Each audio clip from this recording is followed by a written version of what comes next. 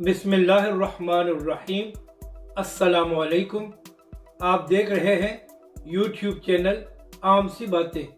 अल्लामा साद हुसैन रिजवी का इमरान खान साहब से भी बड़ा जलसा। हरीपुर की सियासत में हलचल मच गई है। इस वीडियो में हम इसी के मुतालिक बात करेंगे।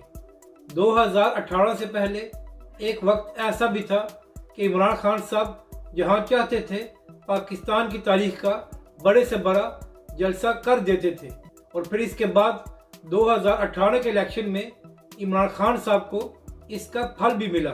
आज बिल्कुल ऐसा ही तहरीक लब्बैक के सरबराह अल्लामा साद हुसैन रिजवी के साथ हो रहा है। अल्लामा साहब जहां भी जाते हैं अवाम का समुंदर आ जाता है।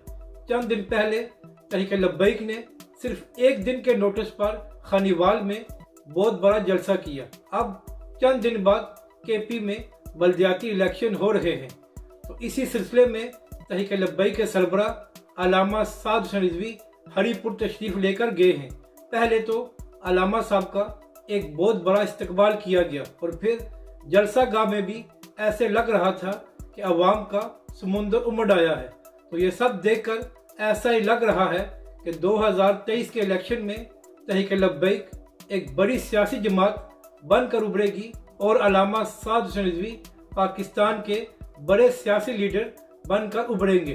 अपनी राय का ज़रूर इजहार करें कि आपको ये वीडियो कैसी लगी, और हमारे इस चैनल को भी सब्सक्राइब करें।